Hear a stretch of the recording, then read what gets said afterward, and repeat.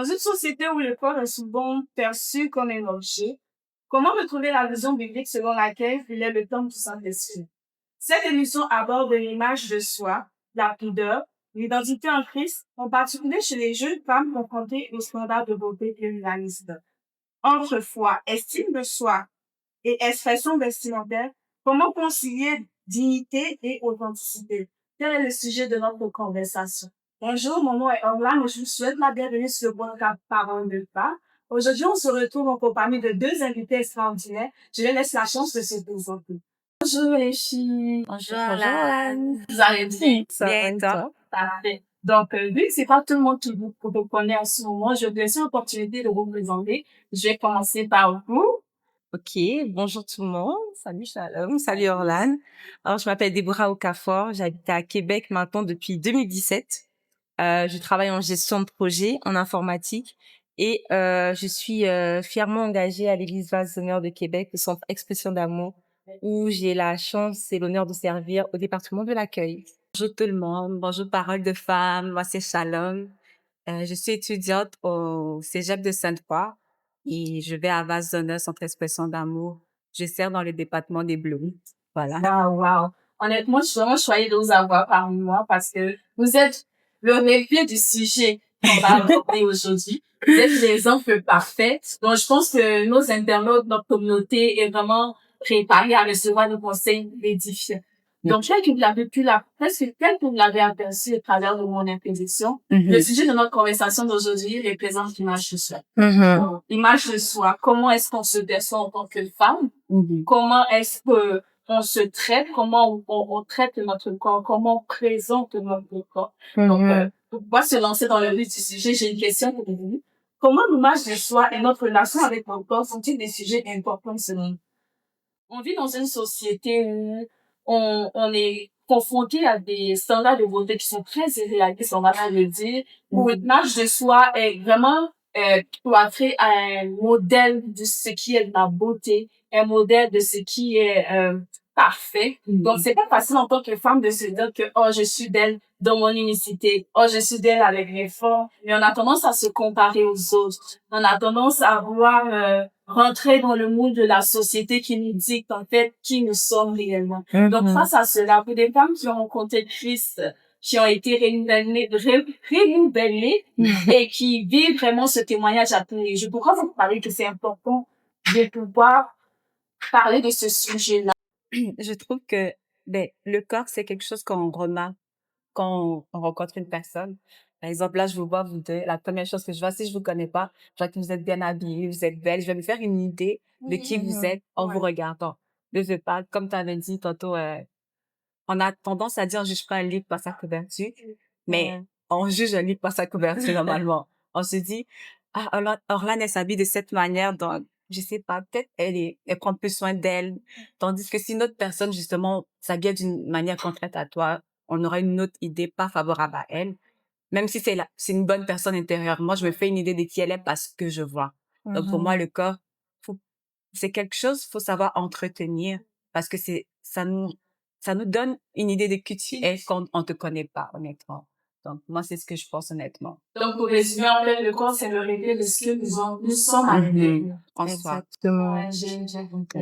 Exactement. Je suis totalement d'accord avec ce que Shalom vient de dire. Notre corps, c'est le reflet de ce qu'on est à l'intérieur.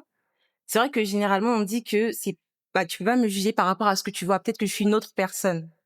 Et c'est totalement correct, il y a pas de souci. Mais je donnais l'exemple tout à l'heure quand j'avais la discussion avec Shalom, c'est que quand je vois une tomate, je vais pas dire que c'est un épinard. Je sais pas. Ou quand je vois une carotte, je peux pas dire que c'est une aubergine parce que je vois que de l'extérieur, c'est orange, ça a la forme d'une carotte et c'est une carotte. Et en tant que enfant de Dieu, je vais aller plus loin, mais je vais dire en tant que personne renouvelée par l'esprit, qui a appris à marcher avec l'esprit, on se doit en tout temps d'arborer une tenue décente, d'arborer en tout temps quelque chose qui reflète notre esprit. Et l'esprit de Dieu, ce n'est pas un esprit délabré, ce n'est pas un esprit, je veux dire, mal vêtu ou un esprit qui est indécent. C'est un esprit qui respecte le Seigneur, qui respecte l'autorité de Christ. Et cette autorité de Christ doit se refléter dans notre vie quotidienne. Voilà. je disais que quand tu pars faire une entrevue pour être hôtesse de l'air, tu ne portes pas une tenue de garagiste. C'est normal. C'est On te vrai. demande d'être bien vêtue comme une personne qui supposerait qu'elle peut être hôtesse de l'air.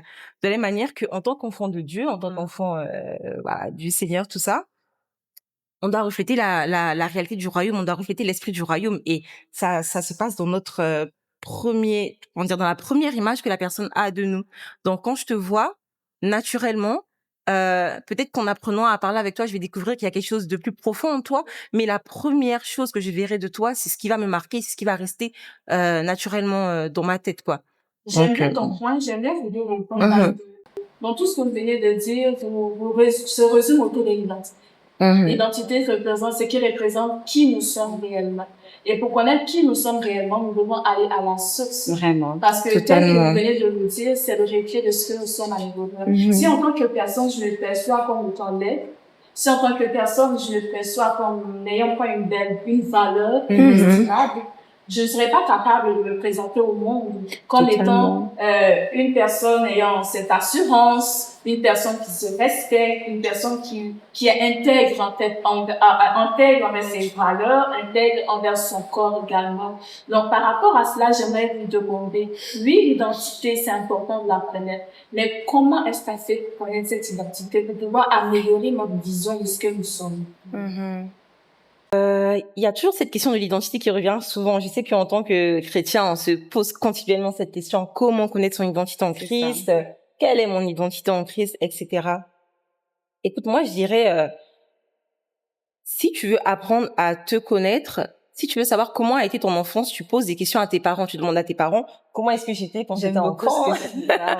Comment j'étais quand j'étais enfant? Est-ce que j'étais un peu espiègle? Est-ce que j'étais un peu malicieux ou malicieuse, etc. De la même manière que si tu veux te connaître, tu vas demander à ton créateur, tu vas demander à ton Père qui est dans les cieux, qui est-ce que je suis? Comment est-ce que je suis censée être? Qu'est-ce que tu as mis en moi C'est ça. que je devrais développer? Parce que il est la seule personne qui en réalité nous connaît.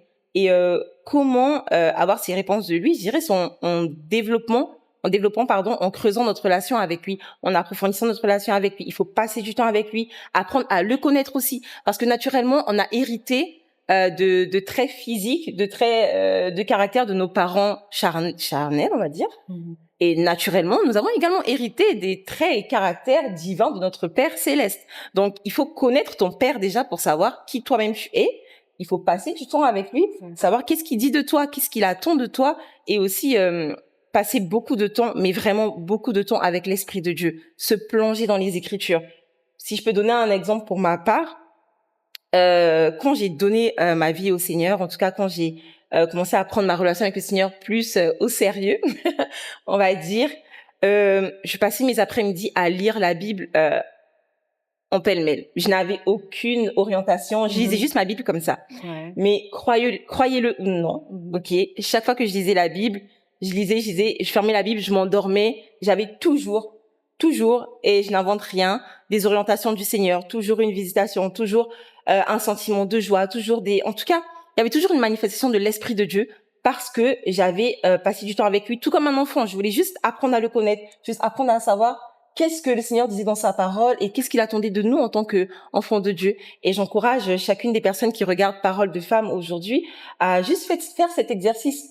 Le Seigneur nous demande de prier sans cesse, de méditer sans cesse la parole de Dieu, et c'est pour une bonne raison. C'est pour une bonne raison. N'allons pas chercher les réponses forcément directement dans des, je sais pas moi, dans des choses occultes, ou alors dans les cartes, dans les voilà, tout ce qui existe maintenant. Mais la Bible est ce qu'elle est depuis des millénaires et elle ne changera pas. Donc, si vous avez des questions, si vous voulez savoir qui vous êtes, plongez-vous dans la parole de Dieu, passez du temps avec l'Esprit de Dieu et surtout cherchez à connaître votre Père.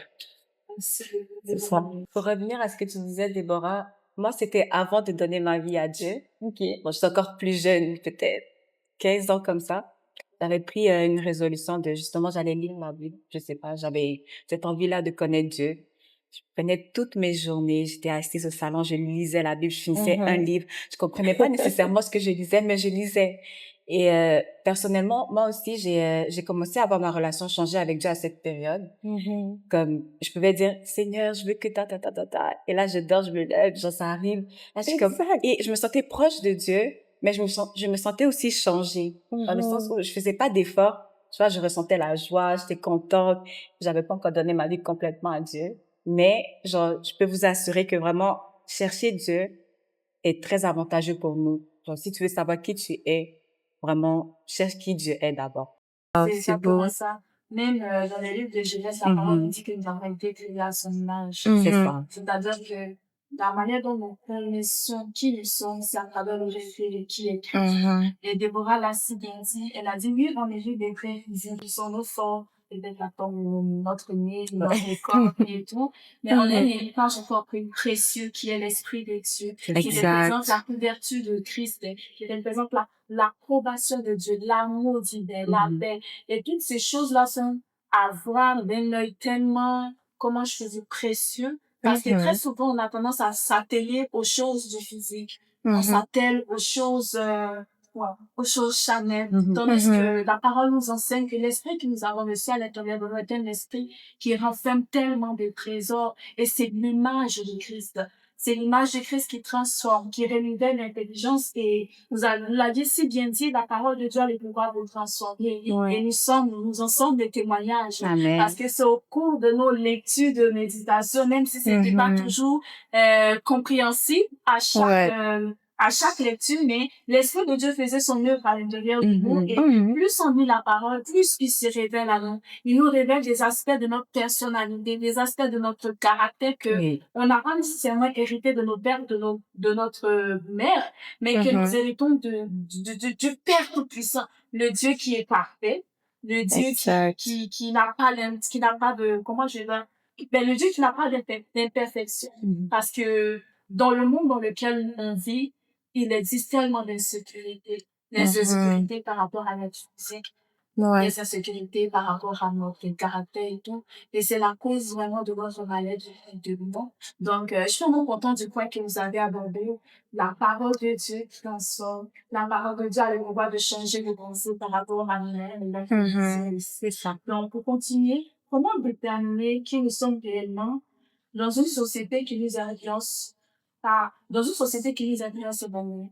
On vient d'aborder ce sujet, mais je voudrais qu'on l'aborde avec un autre aspect. Parce que oui, on est des femmes chrétiennes qui ont l'esprit de Dieu, qui ont été renouvelées, mais on vit quand même dans notre corps de chair et dans le monde physique. Ce qui veut dire que on est confronté aux réalités du monde. Même si on ne le veut pas. Je vais donner un exemple. La manière dont on doit se vêtir. Aujourd'hui, on a été transformé par notre manière de se divertir parce que le Saint-Esprit nous a touchés. Mais réellement, est-ce que dans ce monde, on trouverait des magasins qui reflètent vraiment ce revêtement que le Saint-Esprit nous appelle à porter? Parce que je vais donner un exemple. Souvent, quand on va dans les magasins de vêtements, on trouve souvent ce qu'on appelle des crop tops dans les magasins jolis. Des crop tops. C'est ça. Et des jupes qui nous arrivent presque ici. Mais ce sont pas les valeurs que nous voulons refléter, c'est pas ce que nous voulons projeter. Donc, face à ce monde qui a déjà, comment je vais dire, bâti sa perception de ce qui est la femme, son corps, comment s'habiller, comment nous on s'impose et on trouve le moyen de marcher dans la vision de Christ. C'est vraiment une question, C'est vraiment une question, hein. Mais, est-ce que vous me permettez de pouvoir me lancer? Peut-être ça vous ferait Oui. C'est pas facile de trouver des vêtements qui sont adaptés à ma manière de vivre ou autre. Mais je pense que parler du Saint-Esprit, on trouve toujours un moyen de se démarquer. Comme par exemple, aujourd'hui, on est vêtu de cette façon avec quelque chose qui couvre un peu le corps, où on se sent quand même à l'aise avec la personne que nous sommes. Mais au travers de l'aide du Saint-Esprit, on est capable de trouver des solutions appropriées. Il existe des magasins de vêtements qui offrent peut-être un outil de vêtements, il en existe d'autres qui peuvent vous convenir. Ça ne devrait pas être une excuse aussi de se dire que je veux faire ci, je veux faire ça, mais en fait, j'ai pas l'option de. Donc, c'est donner ces petits trucs-là qui vous ont aidé. Comme par exemple, dans ton témoignage, comment tu as fait cette transition-là vestimentaire? Moi, personnellement, c'était sur un coup de tête. Quand j'ai commencé ma marche chrétienne, personnellement, c'était compliqué. Je passais 1 heure à chercher des vêtements pour aller à l'église. Parce que justement, je sais que je fuyais en fait la vie des gens. Donc, je me disais, si je porte ce genre de vêtements que j'ai l'habitude de mettre, ils vont me juger, ils vont faire ça. Donc, je me sentais pas à l'aise. Donc, je passais 1 heure, je cherchais des vêtements qui couvraient et tout. Et en dehors, je portais ce que je portais. Et comment c'est arrivé, c'est que je tombais sur des vidéos de femmes chrétiennes justement qui montraient, elles avaient un sac poubelle où elles jetaient tous leurs anciens vêtements. Là, j'étais comme un jour je vais faire ça, un jour je vais faire ça, mais j'attends d'avoir l'argent pour acheter d'autres vêtements avant de le faire. C'était ça mon excuse. Et je sais pas, je me suis juste levée un matin comme ça, j'ai pris le sac poubelle et j'ai tout mis mes crop tops, comme tu disais tantôt, mes crop tops, mes petites robes, mes petites jupes. J'ai tout jeté. J'avais même pas encore l'argent pour m'acheter d'autres vêtements, mais j'ai tout jeté. Et vraiment, à partir de ce moment, le Saint-Esprit a commencé à travailler en moi. Il m'a donné une autre vision de comment je devais m'habiller en soi. J'aimais plus les vêtements courts. J'aimais plus trop les vêtements serrés. Non, je suis pas à l'aise. J'aime pas. Je savais pas pourquoi à ce moment. Mais c'est le Saint-Esprit qui m'a vraiment permis de me voir, je vais dire, comme lui, il me voyait en soi. Donc, c'est un processus. Mais il faut vraiment prendre la décision de le faire. Parce que c'est parce que j'ai jeté mes anciens vêtements que j'ai eu le courage de m'acheter d'autres vêtements qui me couvraient davantage avec l'aide du Saint-Esprit. C'est ça. Wow. C'est drôle parce que je me reconnais tellement dans le sens où tu as peur du jugement par rapport à ton changement. Au-delà de ton changement vestimentaire, je vais me dire ton changement de style de vie.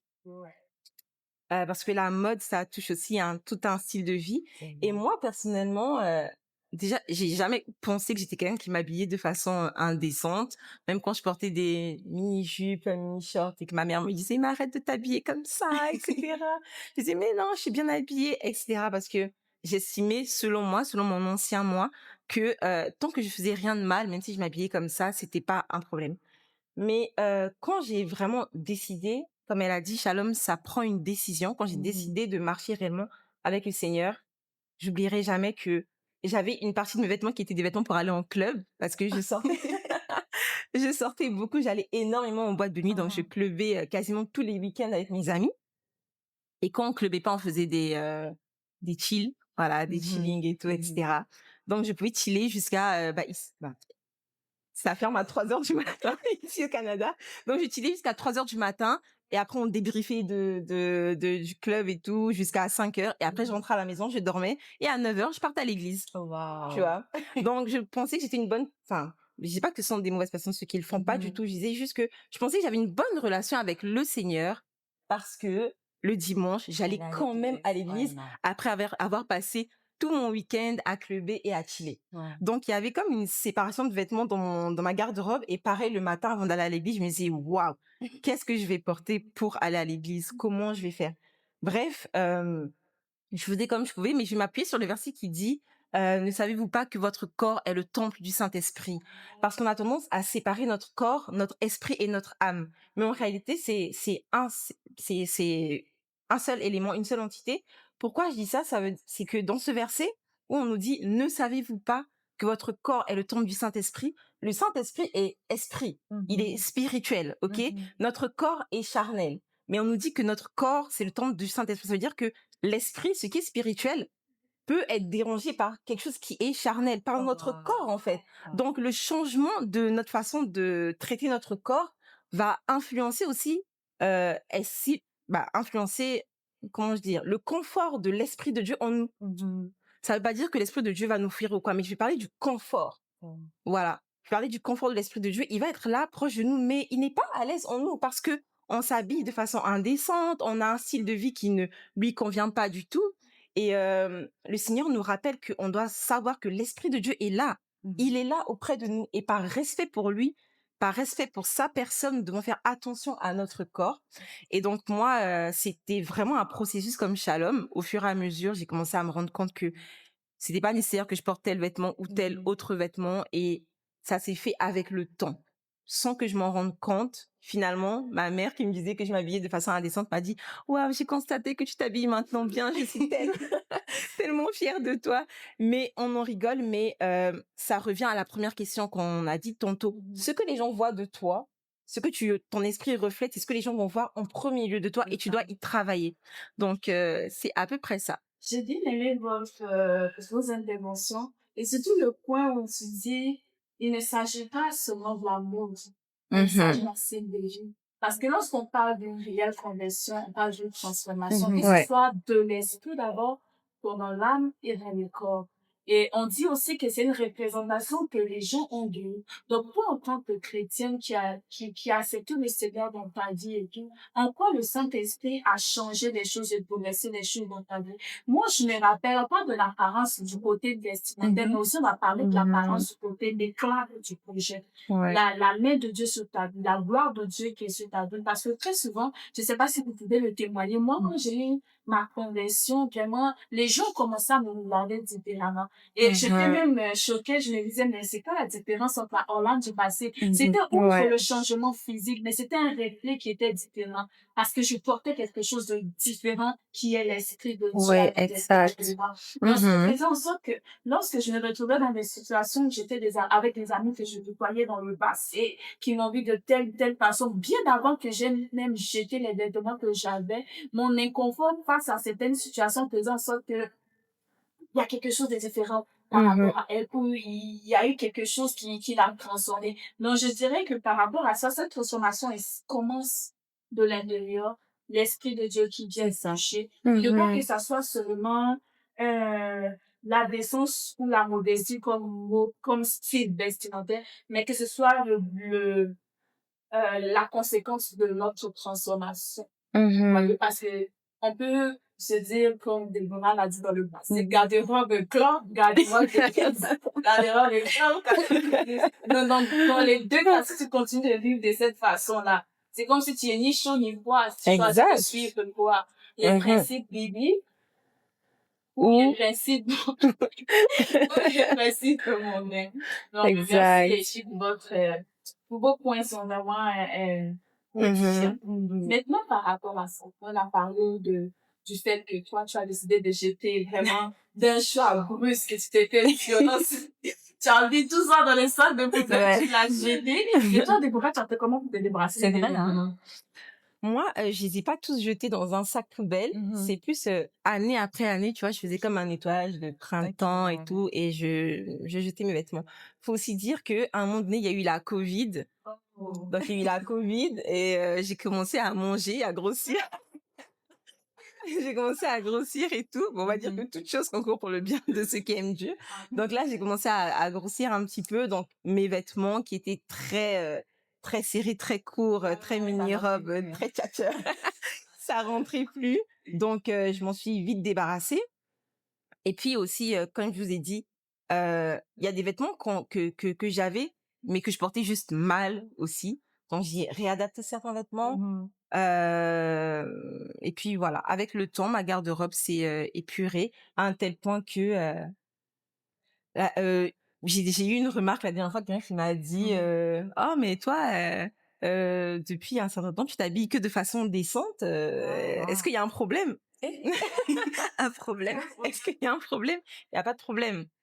Je peux m'habiller de façon décente et c'est la norme. Ce qui est anormal, c'est de s'habiller de façon indécente. C'est vrai.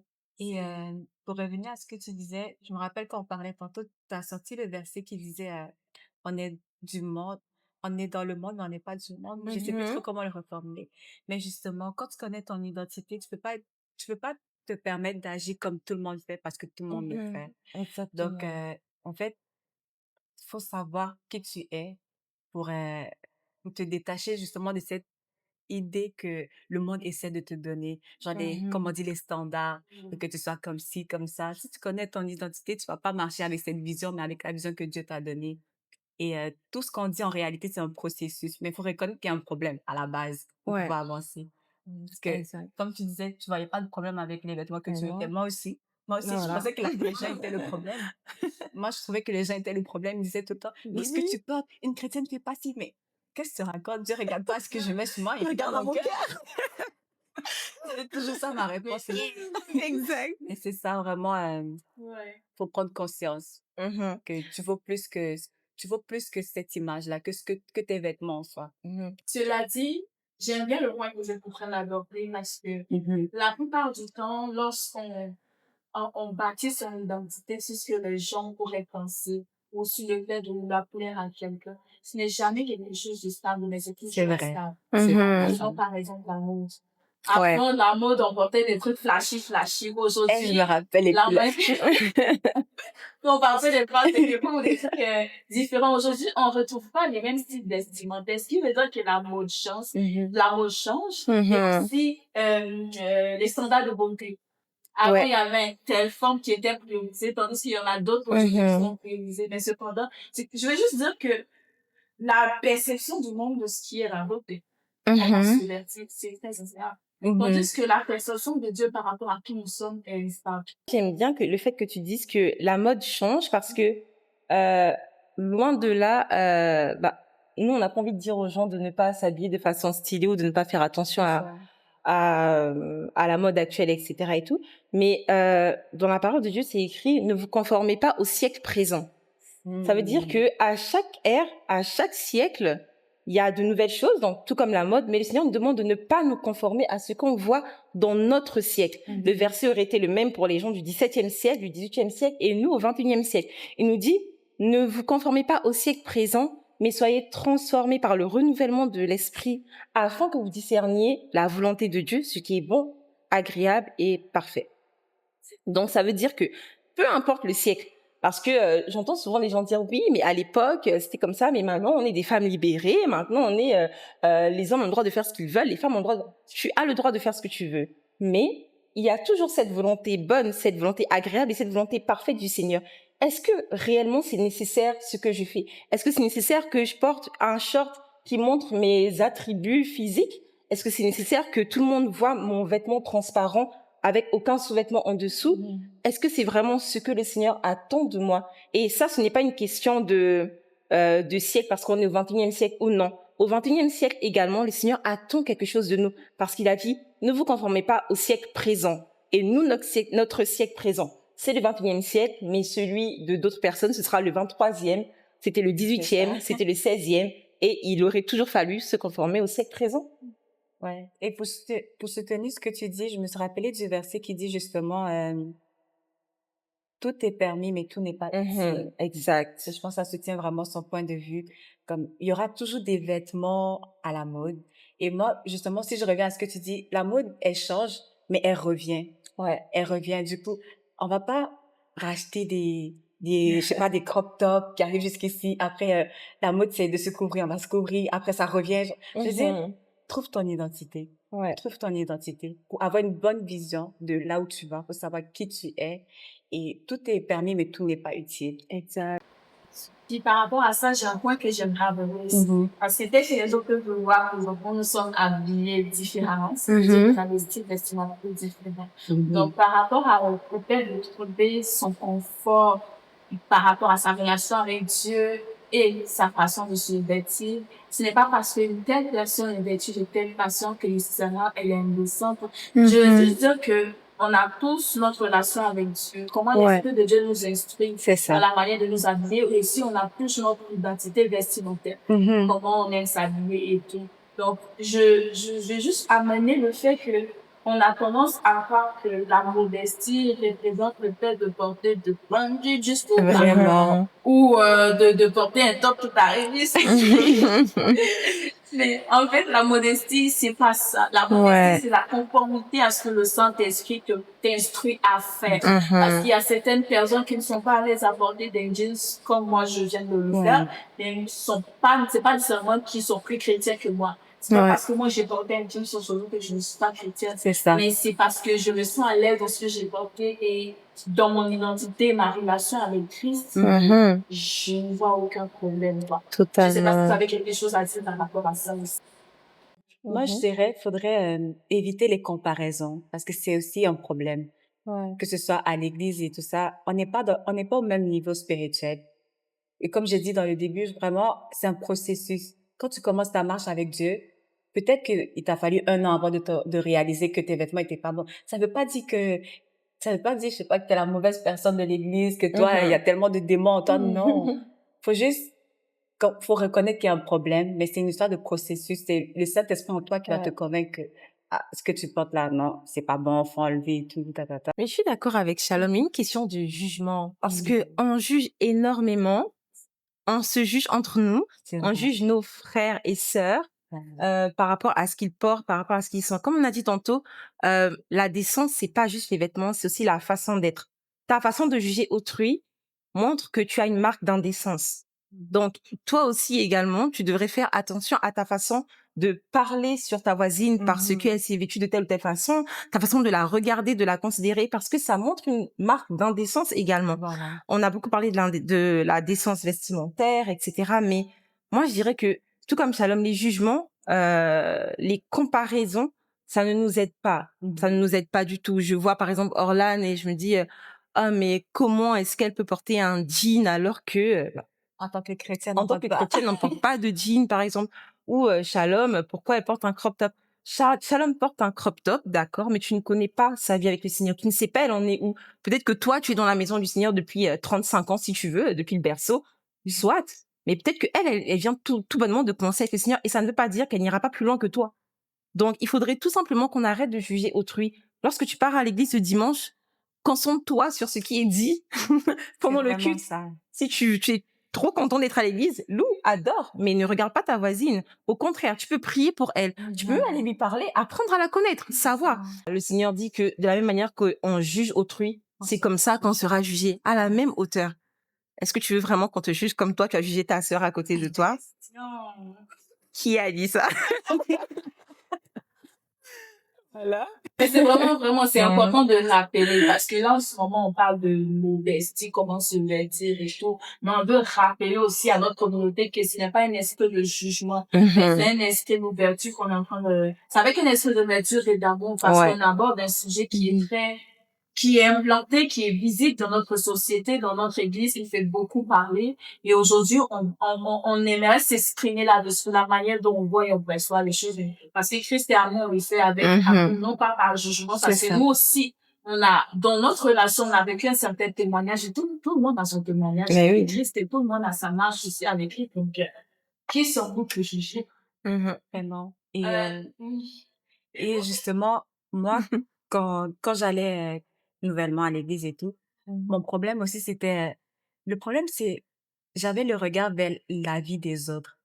Donc, genre, je regardais pas, en fait, est-ce que le Saint-Esprit en moi est à l'aise? Non. Qu'est-ce qu'ils vont dire de moi si je porte ça? Et je trouve que c'est quand même problématique je suis sûre qu'il y a des gens qui se privent d'aller à l'église à cause de leur manière de s'habiller. Il faut justement vous dire que on vous juge pas. C'est vrai, on n'est pas parfait. Il y aura toujours des gens qui auront des manières de faire qui sont pas bonnes, mais vraiment, ne te prive pas d'aller louer ton Dieu à cause de ce que tu portes, genre. Vraiment, te sens pas jugé. Donc, dans le moment style sacré, je vous remercie de cette portée à ce jeu, d'avoir vraiment libéré de votre temps, de nous avoir partagé le témoignage, le message. Et je crois vraiment que plusieurs d'entre nos internautes se reconnaîtraient au travers de nous. Donc, merci. Et peut-être qu'on se revoit dans une autre épisode. On a hâte En de tout cas, revenir. Merci, Orlan. pour l'invitation. Merci beaucoup d'avoir suivi Parole de Femme. Je vous donne rendez-vous dans un nouvel épisode avec un sujet tout aussi impactant et important.